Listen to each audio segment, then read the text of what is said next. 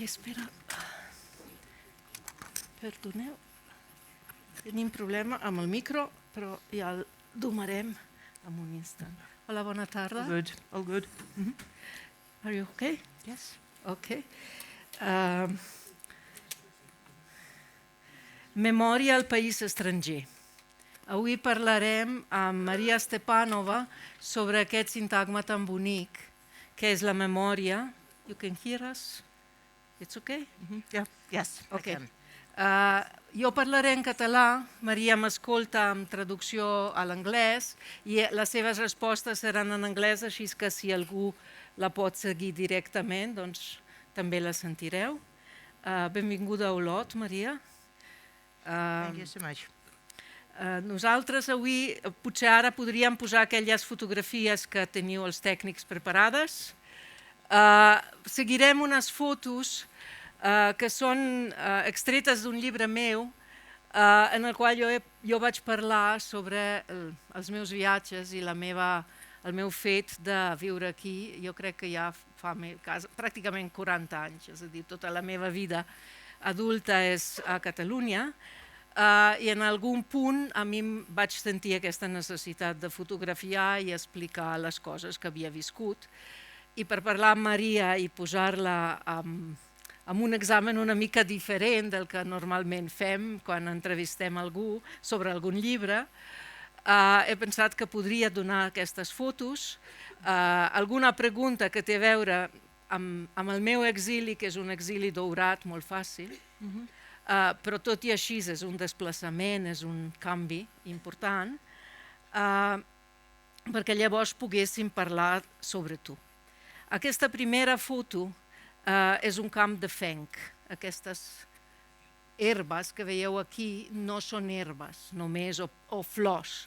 És fenc, és allò que es sega 3 cops a l'any, a l'estiu, i d'aquí llavors surt el menjar per les vaques normalment o pel bestiar, i que és el que sobretot a la zona dels Alps és el que feia que la gent pogués viure, perquè allà de novembre a març hi ha neu, hi ha fred, és com si visquéssim a Sibèria, diguéssim d'alguna manera.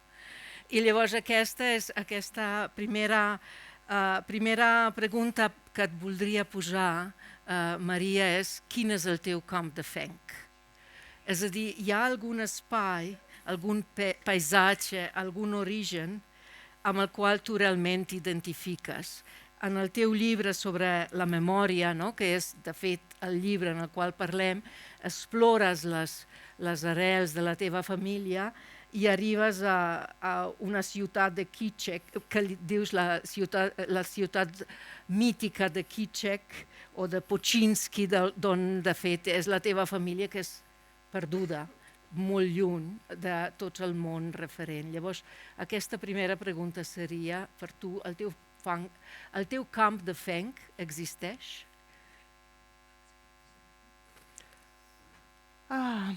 First of all, well, thank you for the question. Thanks to you all for being here. That is my first time in Olot, and I enjoyed exploring the city today. It is a part of a big voyage, obviously, and I'm only a beginner, an apprentice in the art or science of exile. My exile lasts for 4 years. Compared to your 40, it is nothing. So I'm just making my first steps. And interesting things about this kind of voyages, the ones that change your life, is you never know where you are going to arrive. And if this stop and this landscape is the last one. So you always ask yourself the same question. And for me, it is a huge change because, well, once upon a time, less than maybe 10 years ago, 12 maybe, I was foolish enough to think that I'm going to live my life, my entire life, in the city where I was born. And it felt so natural, like nothing could be easier and more understandable. I was traveling a lot, I was living here and there in different foreign countries, but I was never planning to emigrate, whatever it means. And once upon a time, I moved into a new apartment with my family, and we were, choosing the colors for the walls, and I had this feeling that I remembered and I wanted to put it down. That is the place where I'm going to die. Not right now, I mean. But in 40 years, 60 years, when I'll be old enough to get tired of it all. And look how unpredictable life can be.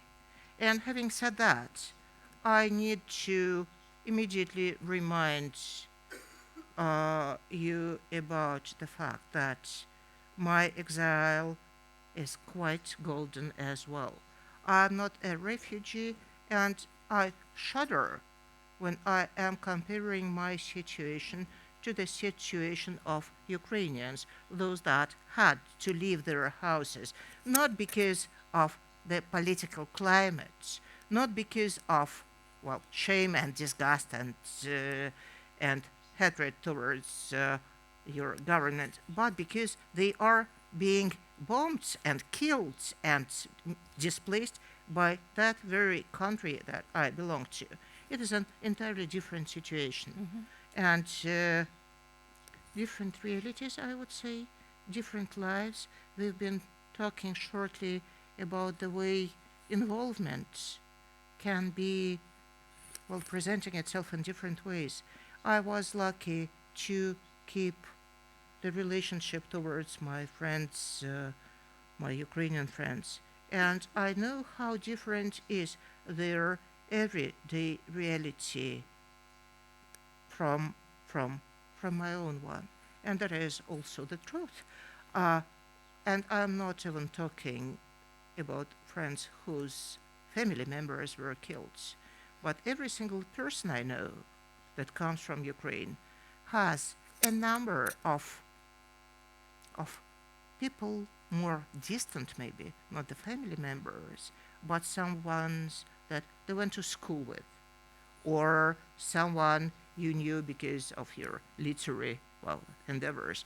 Just lots of people, not just one or two, but it is an entire universe of people that were killed that they used to know, that filled their address books or telephones, and now they are lost. And comparing it to, I know two people, one of them Russian, she was a journalist at Radio Liberty, she worked in Kiev, and she was killed during the bombing.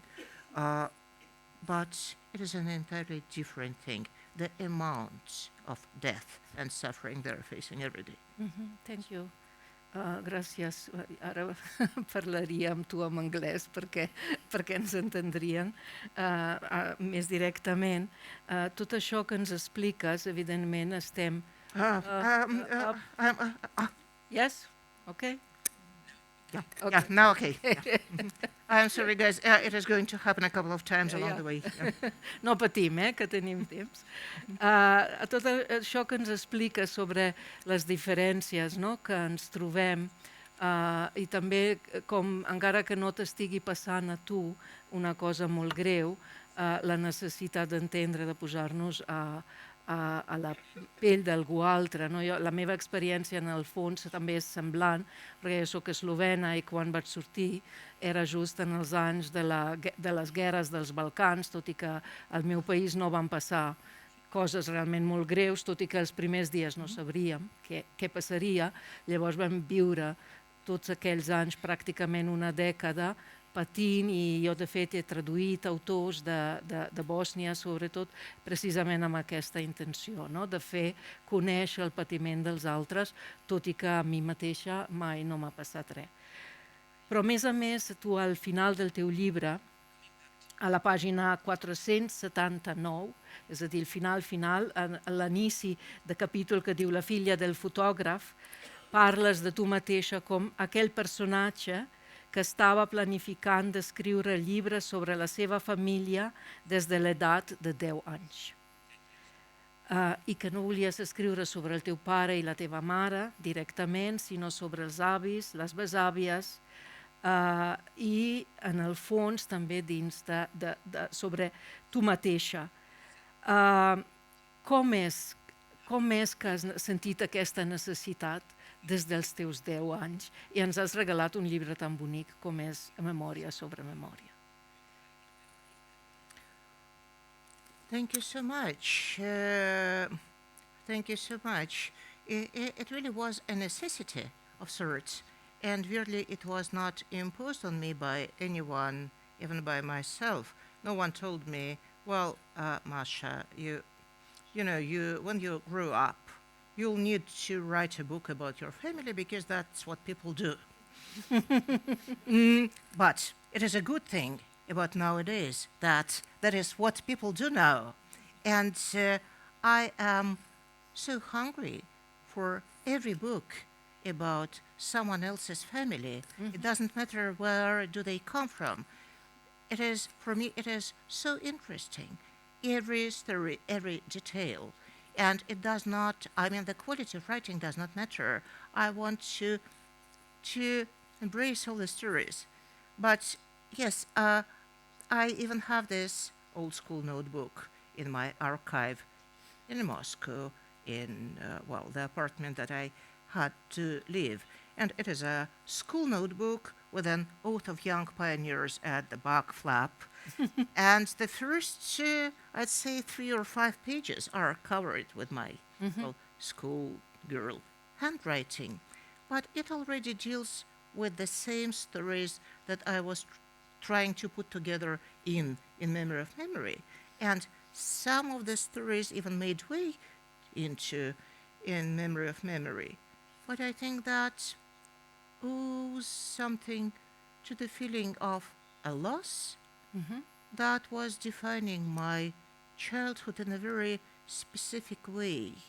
And you were growing up in Yugoslavia, which is different, but some traits, I think, are similar. Living in a Soviet country, whatever it meant politically, that is another story, was very peculiar aesthetically. We had wonderful designers. Everything we were living in was styled and designed, invented, precisely for that new Soviet nation, which meant that everything was extremely modest to the point of being boring. So, nothing flashy, nothing bizarre, nothing over the top. And I was craving something that would be bizarre and wild and over the top. And there was nothing. I still remember, and it is hard to understand to the younger generations that are quite nostalgic for the Soviet time because, the design was good, but there's a particular shade of green or blue that I always will be associating with, and you get, my teeth start aching. And the smells. And the way everything feels public. You cannot keep anything for yourself. And you never can, be unpredictable because you were designed to be predictable by the good designers I was mentioning. So, yes, but I was lucky to get born in a family where things were not thrown away. Objects were important. And some of the objects belonged to an absolutely different era. And I did not quite know what to do with them because they did not fit any aspect of my everyday life. For instance, there was a hat that belonged to my dead, to that moment, great-grandmother, a black hat from Paris with ostrich feathers, something that no one, it was unthinkable. And of course, it would never come to my mind to be wearing it anywhere where, I mean, with my pioneer form and my mother's modest overcoat did not fit the image. But that hat, the feathers, they were so daring. Or a set of visiting cards with, gold corners, visiting cards. What is the point of it? Who on earth would be exchanging cards? What for? If you are introduced to someone, you're doing handshake, and then maybe you'll leave your telephone, you'll write it down. I mean, it was bizarre and crazy. It belonged to a drowned world. I could not quite picture the Western world, the Western life, the objects.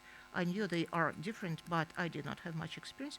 So all things that made difference belonged to that gone, drowned world of the past. And I was fascinated. And my mother, who was the storyteller in the family, she was fascinated as well, like, I think because every single, time we had, I don't know, vacations, holidays, we were sitting together watching the family albums with photographs, postcards from Lausanne or Venezia. So I became attached to the past and to the people that inhabited the past. And I wanted to make sense. I wanted to remember the stories, to fixate them somehow, to eventually to tell them because, that's what I do. I was always writing, and so I did not have much of a choice, I guess. Sí, és bonic escoltar-te perquè realment hi ha aquesta sensació, ara m'has portat també en el temps de la meva infantesa, que les coses eren massa grises o massa d'aquell blau indeterminat. I jo recordo de la meva adolescència la primera vegada que vaig menjar la xocolata Milka, que la preníem com si fos una realment hòstia sagrada, així amb les dues mans. Ara no me la compraria, però en aquell moment tota cosa que... I clar, Eslovènia està allà mateix, vull dir, està a Trieste, està a menys d'una hora de Ljubljana, però tot i així no podia sortir, no hi havia aquestes coses i les admiràvem, no? Els gustos fins i tot tenia un altre... Sí? Absolutely. I need to make a footnote here because, yes, that is, I mean, some people have their memories about, about the experiencing something for the first time. It's a long story, but I remember how in the late 80s, At the same time. I think it was my father, and he came home with a yogurt. And it feels funny, yogurt, I mean, with raspberry flavor. And, I eat plain yogurt without flavors now. But even now my mouth waters, and we were eating it together, all three of us, my father, my mother. There was just one little box with teaspoons, silver, belonging to my great-grandmother, as if it was an elaborate dessert, with the feeling that was almost religious. It was so tasty, my goodness. I mean, my mouth waters right now. And yes, it is interesting because forever since I have to explain to the audiences a weird attachment to material object that I have. but it makes sense because we were born and trained to pay attention to the object and to their secret life, and they lived for decades. My mother, in her communal apartment, did use the knife, an old knife with a wooden handle that belonged to my to my grandmother, and there was a Lola, her name, burned on the handle because it was a communal apartment inhabited by 10 or 12 different families, and they were sharing the same kitchen, and knives were, scarce, so it could easily get stolen. So I grew up not knowing my grandmother. She died when I was 2, but the knife was present, and so I know the knife much better than my grandmother. It is a relative of sorts, right? Ja, totes aquestes històries, suposo, des d'on les mirem ara, semblen en una altra vida, no? Semblen molt lluny. Estàs bé? Sí? Llavors, al llibre expliques el 30 de març de 2015 arribes a Berlín, a una ciutat com aquesta foto que tens a sobre teu és de Tòquio, que és, em sembla, per mi, el més lluny que he arribat en aquest sentit, de la ciutat, no? Que és immensa, que entendre la dimensió de l'infinit és pujar a la torre de televisió de Tòquio i mirar al teu voltant i no veure final de les cases i dius l'infinit és això. I llavors tu arribes a Berlín, és un inici d'un viatge que jo podria dir iniciàtic, d'un viatge que se t'ha convertit, per sort o malauradament, no ho sé, en un exili, en una vida més enllà, desplaçada, fora. I aquí jo he pensat en un, com que és alemany, en un motiu de Schubert que segurament coneixes, que és molt conegut, la Winterreise, no? El viatge d'hivern, que comença així, fremd bin ich eingezogen, fremd ziehe ich wieder aus. En la traducció de Miquel Desclot seria jo foraster arribava i foraster me'n vaig, que és aquesta sensació que això ens agermana. Jo fa 40 anys no arriba, però 35 sí, que visc aquí i en certa manera encara tinc aquesta sensació de he arribat forastera i marxaré forastera. Llavors, al final de la viatge d'hivern de Schubert, hi ha un músic errant que toca en Leiermann, que toca una mena d'instrument d'aquell que només li has de donar la corda, que té els dits tan freds que ja no pot ni pràcticament tocar-ho, són insensibles per fred, ningú el mira, ningú l'escolta, però no s'atura mai. I llavors la pregunta que ara et faria sobre tota aquesta estranyesa o ser forasteres en aquest món, per què escriure o què podem transmetre, quina mena de sensibilitats podem despertar en voler-nos conèixer nosaltres mateixes, que això penso que sí, quan te desplacen, que aquí diu la memòria al país estranger, quan te desplacen no és només que desplacen físicament, sinó quan te n'adones que ets estranger, comences a preguntar-te qui soc. I d'aquí surt, suposo, l'escriptura.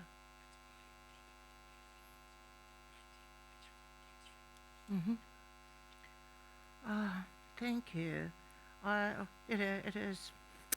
It is such a good question, and it will take a life to answer it. Just a little bit. Well, I think that living your own country for good, forever, it is such a serious game changer.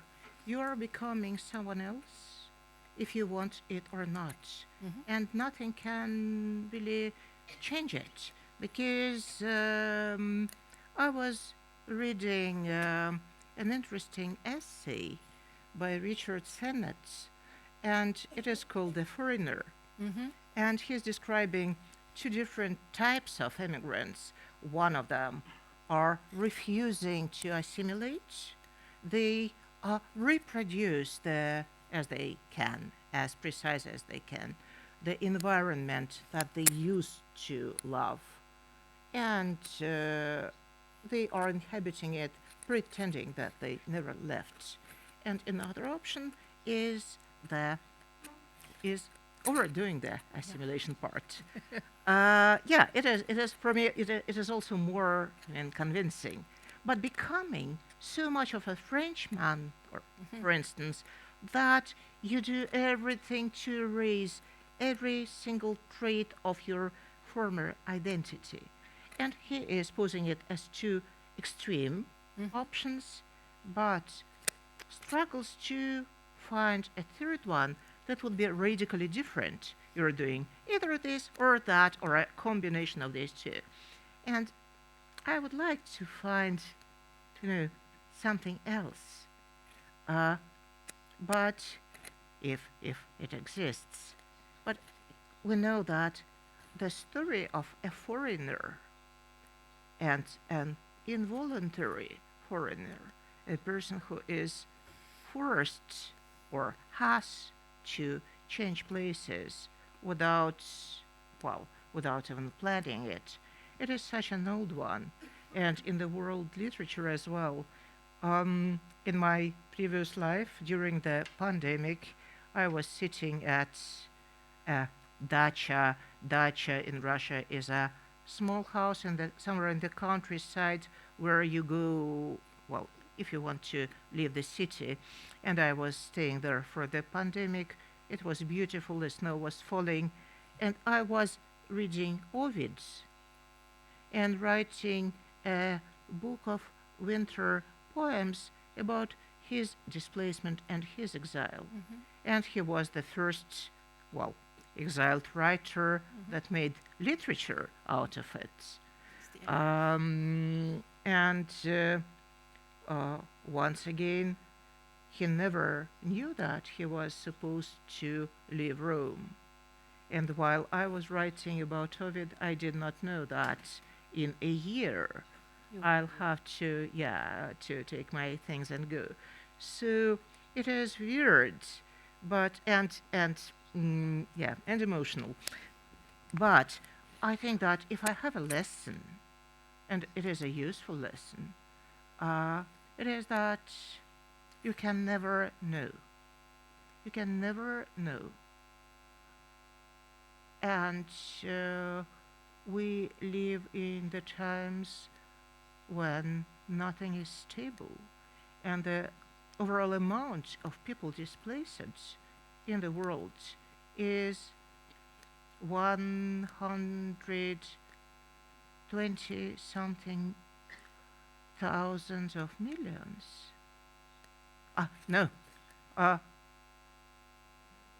Okay, I'm always bad with figures. Let me, 100, 120 or 30 millions.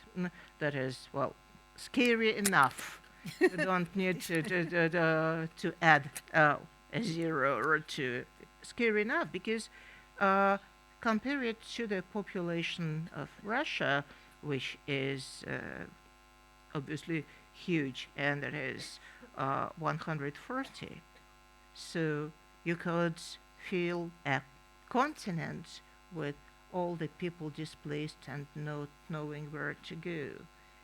We are truly living in the dark times, and no one can feel exactly stable. But on another hand, displacement is also a journey and a voyage and a path of reinvention. It does not make me an optimist, but still it is interesting. Things are happening and you're being pushed to think further, and that is essential, I guess. Thank you. Passem a les fotos següents. Aquesta primera, en la pàgina 70 del teu llibre dius què tinc en contra de les imatges? Que és una pregunta recurrent que podem trobar en el teu llibre és aquesta pregunta què podem retenir de la vida, com la podem retenir amb una fotografia, amb un retrat, amb una selfie, què estem dibuixant, la il·lusió que creen els àlbums de fotos o una col·lecció de selfies que guardem al nostre telèfon, és et cito una cadena d'imatges coherent, endreçada, però ara et preguntaré així directament, sense embuts, per què literatura val més que 100 paraules? És a dir, que he girat la frase que habitualment diem, que una imatge val més que 100 paraules, per què literatura és millor per explicar-nos el que hi ha hagut?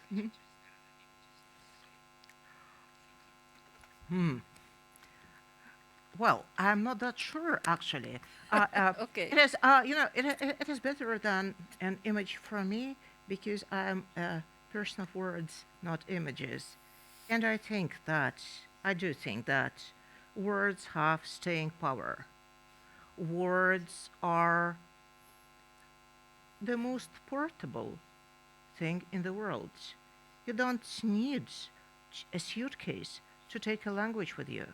And sometimes you don't need a suitcase even for books, because certain things, certain stories, and definitely the poems that you know by heart, you are carrying them along. And we know that in the concentration camps, for instance, of the 20th century, the Russian ones, the Soviet ones, the German ones, people were saving their own lives and the lives of their comrades, sometimes by knowing poetry, because a poem is a shelter. It is opening up and taking you in, and you are not alone, and you are in a different universe, and no one can, take it away from you. Or practically, I mean, if they don't kill you, but if you are still alive, you're having it, all of it, and it means a lot. I was thinking about this category, being portable, being transportable, for obvious reasons, because I left Russia and I did not know yet that I'm leaving for quite a time, let's say. And I had a couple of books. I was traveling light. And so now I think a lot about things that you take with you, things that you cannot take with you, and things that you decide to leave forever, because, you cannot drag all your previous life into your new one. And there is a story of Hanna Orlov, a French sculptor born in Ukraine, and she was active in Paris in the 1920s. She was doing, modernist sculptures, very impressive ones. She's gorgeous. Something between Tzatkin and Brancusi, very impressive, but the point is different. During the 1930s, when her friends started leaving, some of them were immigrating from Germany. Then you had to get away from Paris because things were changing for worse. And she understood that suddenly her work became useless because sculptures are reasonably big. You cannot take a sculpture, you cannot pack the sculpture and take it with you. You cannot even do it with a decent painting. So what you're supposed to be doing? She felt that her work becomes irrelevant for the times. And she came up with this series of portable sculptures, small portrait busts that are, no bigger than an apple. And it makes me think about, images and what you can take with you, what you cannot. And to a certain extent, when I ask myself, how many photographs do you need to tell your own story? Because there are, two extreme options. Mhm. I was talking once to a person. We were talking over a family album of photographs that my mother brought to her immigration to Germany in the 1990s. And the person I was talking to was their German friend. And we're going through the pictures, and she says, and we don't have anything like that, her family. We have just one photograph and a silver spoon. Because she was a German from Breslau, which is currently a Polish city, Wrocław, that was coming from one hand to another during the Second World War, and eventually it was during the 45-46, I think. They were changing territories, like cards, changing the face of Europe. And so certain parts of Poland became Ukraine, and certain parts of Germany became Poland. And the current inhabitants of Breslau had to leave the city to take their things and go by feet to, some place in Germany where they would be able to find a shelter. And so they were not able to take much. A stray photograph, a random photograph, I don't think they chose it. A spoon, some souvenirs. And that is, I know that my story with a big family archive and letters and postcards and even a hat, it is one more golden story. Yeah. It is a story of being born into privilege. My family kept things, and they were not forced to burn them, to leave them. They kept things. But another option, and it is also scary, at least for me, is to be over-flooded by images, by objects, by memory. To give you a simplest example, and while I am speaking about it sometimes in conversations, and with every single conversation, the number increases because I refer to my mobile and the quantity of images I have stored. The last time, full disclosure for now, but I plan to sit down and filter it and reduce it to some decent number. But for now, it is 35,000 of images, which I am not going to come back to. Because what for? What is the point of watching a paella I ate 10 years ago in Barcelona? I know it was gorgeous, but I don't need to see it to remember. And but still, we are accumulating these piles, heaps of images with no coherent answer for why exactly, what for, who is going to go through it. And I'm sure that you are much more reasonable and well controlled than me. I'm hectic. But isn't even 10,000 a little bit over the top? I don't know. But yeah, 35, it is. Sí, això és com el dilema de Borges, no? Que diu el fun és el memorioso, que recorda totes les coses i llavors per recordar-les i per poder-les resumir necessita tant de temps com allò que va viure. Per cada detall, o el mapa del món, si tingués tots els detalls, seria tan gran com el món mateix. I llavors no seria un mapa. Llavors estem davant d'aquestes paradoxes contínuament, però ara tenim l'altra foto del metro, que em sembla que els metros t'agraden, d'un cartell. Ai, no, encara no, tornem enrere. La d'abans, podem? No, s'ha perdut, sí, aquesta, veus? És un cartell que diu Europe, Lost in Translation, que és presa aquí a Barcelona. Aquestes dues senyores són una mica russes, sí o no? Et semblen? Podrien ser-ho. Per això l'he escollit. I ara sí que podem passar a la següent slide. Aquí he posat les teves traduccions, Maria, que les he trobat a l'Amazon en anglès, en francès i en alemany, a veure què es troba sobre tu a l'Amazon. La primera cosa que no es troba són els teus llibres originals. No hi ha llibres en rus en aquestes plataformes. És a dir, que quan jo volia trobar l'original de Nach dem Gedächtnis, no l'he trobat. Quan volia trobar Der Absprung, no l'he trobat en rus. No es ven en les nostres llibreries, que sembla que arriben a tot arreu.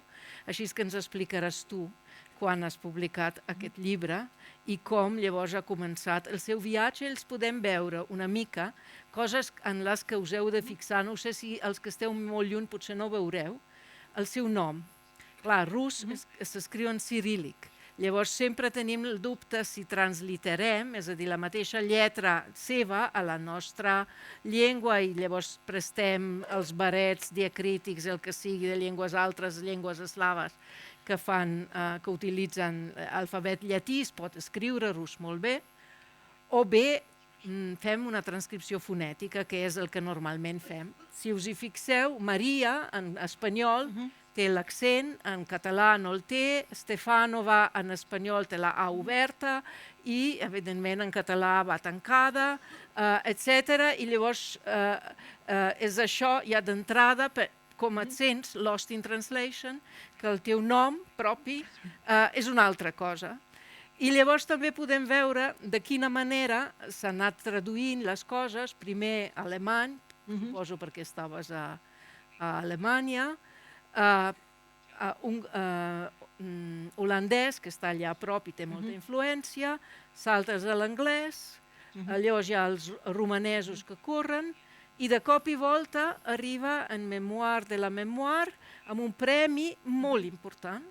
Aquest prix de millor llibres estranger és un premi molt influent a Sud-Europa. És a dir, tot el que els francesos premien ho traduïm a l'espanyol, després a vegades al català, segurament també a l'italià, al portuguès, i realment podeu veure que un cop ha travessat la frontera cap als Pirineus, llavors no ha esperat. Primer ha sortit en Memòria de la Memòria, que ha fet el Jorge Ferrer, a l'Acantilado l'any 22, i llavors tenim el Desaparecer, que és també del mateix traductor l'any 25, i aquest any el Miquel Cabal t'ha traduït també al català amb Desaparèixer. Però esclar, Desaparèixer és un títol molt diferent de Der Absprung o Der Sprung, que és la versió que van escollir els alemanys. No sé si vols girar-te una mica. Són els dos llibres teus,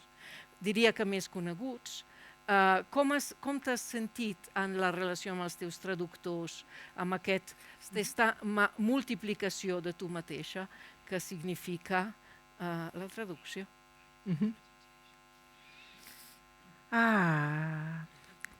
Thank you. First of all, I think that one more privilege, Maria Stepànova, it is relatively easy to translate and to pronounce, because I have a friend whose family name is Chernazatonsky. Try to Škrabec is much. So that is fine. Sometimes I get surprised because in Italy they write it like Maria with a J, and it makes me uneasy because I am sort of used to a certain way of spelling my own name, but they were so serious about that I did not dare to argue.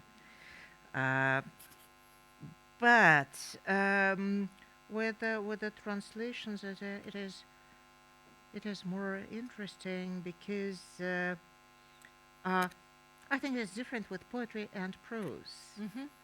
And Després veurem la poesia. Després.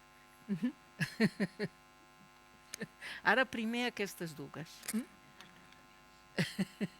Aha. Okay. Let's talk of this. With the Russian title of "In Memory of Memory," things are also not so easy because I mean, mea massima culpa. That is my fault. I invented the title that is simple but sort of not so easy to translate, because in Russian the original title is "Pamяти памяти," which is the same word twice, but what it means, it could mean two different things. First thing, in memory of memory, like in memòria, and the second one, memory, well, the multiple memories of memory, as if memory itself had containing multiple memories, which is not so easy to convey into other languages without choosing one sense over another. And in Russian it is simple and easy and playful, and in translation it starts feeling bombastic, which we don't want. So when I am being asked which translation I prefer, I much prefer the literal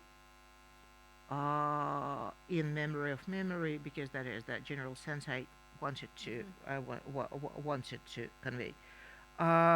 With the other one, desaparecer here, but it is the disappearing act in English, and the Absprung in German, and l'art de disparaître in French, which is, well, more or less mapping the same territory, but they are different. But again, that is my fault because I did not plan to when I was writing it. I did not think about it, and I should be more smart. No, please don't. But the Russian title, it is focus. In Russian, again, it means two things: the focal point, as everywhere else, and something that derives from the German hocus pocus. And it is a circus act, a magician's trick, something, a magical act of transformation, but specifically on a circus stage. So, and both things are important and relevant for the book. And you cannot redo it in any other language, I'm afraid. With Mikhail Cabal, that translated it beautifully, as I am hearing, into Catalan, told me that he proposed the title Opla, which would be a good option, actually. Yes. Sí, llavors ara el temps se'ns està tirant a sobre, així que no podrem parlar tant com jo pensava, encara tinc llibreta plena. Podem passar a la següent diapositiva, que veurem també les traduccions teves de poesia, on crida molt l'atenció que t'han traduït molta poesia en alemany, que Alemanya és un país on acullen els poetes i els llegeixen i els tradueixen i els hi editen cada any un poemari Això normalment no passa aquí. No? La poesia triga molt més d'arribar, per exemple, a Espanya que la prosa. No sé si vols breument comentar també sobre això. Sobre com veus llavors també la traducció de poesia. It is a complicated question because, well, we all know that poetry is traditionally not translated that much, not represented that much. It is easier to, well, prose travels more effectively, let's say. Actually, I do have some other translations, a few books in Sweden, a few books in Italian. It's from Amazon, eh? Yeah, we cannot rely on Amazon. Never. Well, go to your local bookshop, but I mean it, always better. And you've got a great bookshop, by the way, here at a lot. But what I mean is,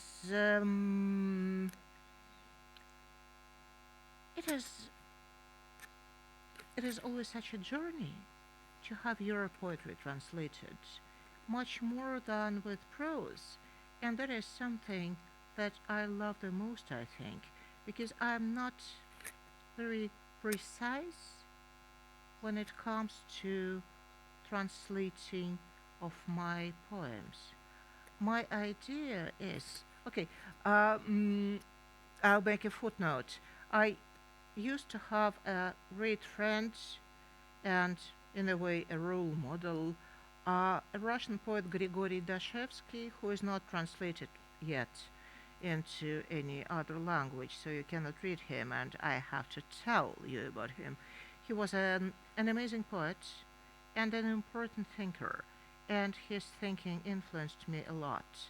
And he had this idea of a pre-verbal, pre-lingual body of a poem that comes before the language, conveyed by the voice maybe, or maybe by something, by combination of words, linguistic situations, and so on, that should not be reproduced, copied in the translations, but the scheme should be reimagined in a different combination. And it moved me a lot, because it means that, in principle, it means that the same poem could be written not only in, you can, okay, Ovid writes something in his Latin, and then you write it, the same poem, in a different way, with different words, in a different tune, but you write it in Russian, and it is not a translation, an attempt to open Ovid to the readers. It is, you're allowing for the poem to happen again in a different way. And you also can write the same poem twice in Russian, the same poem of yours, or you can rewrite Mandelstam, and it would not be an intrusion, because you're just doing it in, you are allowing a certain essence to get away from the language borders. And I love getting away, and I hate borders. So, as a post-Soviet child, we used to have too many borders. So, yeah, that's it. Yeah, moltes gràcies, Maria, per aquesta lliçó sobre la importància de la traducció. Absolutely. Jo tinc la meva preferida citació sobre això per explicar-ho a la gent, és d'un rus, també, de Yuri Lotman, que diu: si tinc un grapat de monedes i els passo d'una mà a l'altra, no se'm multipliquen. Són sempre les mateixes. En canvi, la traducció és allò que passes les monedes d'una mà a l'altra i alguna cosa ha passat entremig perquè es multipliquessin. Perquè és el que, de fet, ens enriqueix i ens fa fer. Si et sembla, ara com que ja ens estem acostant a aquesta hora que ens han donat de conversa, podríem canviar a la següent diapositiva simplement perquè ens serveixi de rerefons, que són les cases allà dalt de la muntanya a Barcelona, però que a mi m'han recordat una mica aquests blocs de pisos soviètics en els quals hem estat forçats a vegades de viure, i llavors aquesta manteta que és una mica aquest confort de la vida a l'interior, i això potser ens pot acompanyar perquè mentre, si el públic té alguna pregunta, algun comentari, ho podem també escoltar d'ells, si estàs d'acord. No sé si algú ens podria portar un micròfon i veure si hi ha alguna pregunta, algun comentari, vull dir, estem aquí per respondre.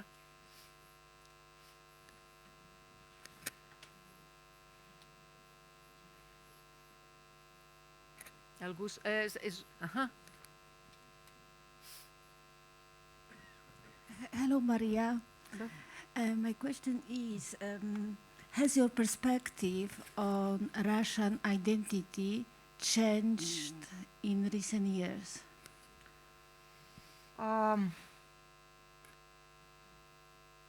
Well, my perspective is quite grim because I don't really know what is left from the concept of Russian identity. And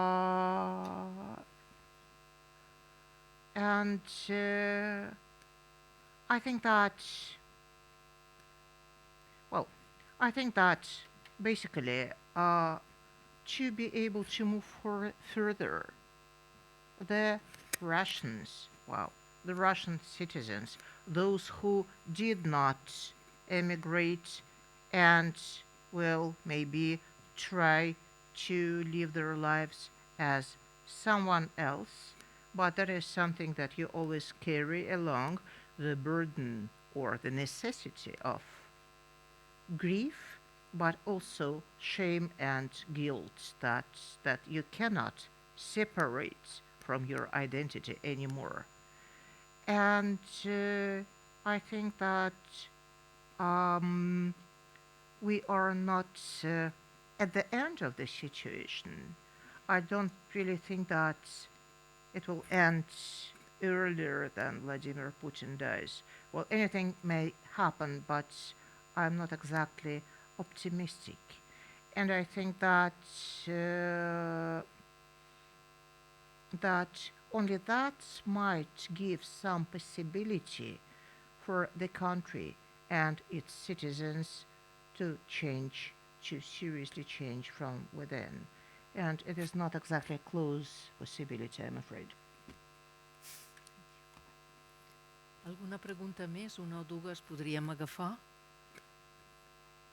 Sou molts, Podríeu fer moltes preguntes. Aquí. Aquesta banda, sisplau. Allà enmig.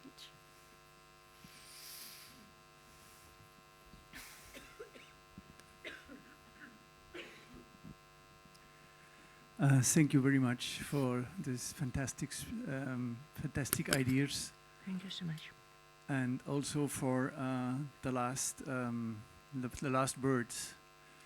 I'm from Germany, and what is left from identity, not? Mm-hmm. If you look in the past and in the present and in the future, not? And so I think I can't believe that the Russian identity. Also things of identity. I think it's we can talk about it about hours. I think, but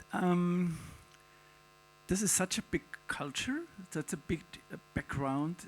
I think about Russian literature because I'm absolutely a fan from it, and music, and images, painters, and all those things. They exist because they are from the World Heritage. I can't think that it really can very dark situation now. But You're not so optimistic in this moment, but I think it's so important that people just like you are talking to us as Russians in your language, and that we see that's it's not all the same. To think about. Thank you so much. It is extremely important for me to be here and to talk to you and to remind that yes, it is not everyone is the same, and I have a deep fear of essentialism that leads us sometimes to generalizations. But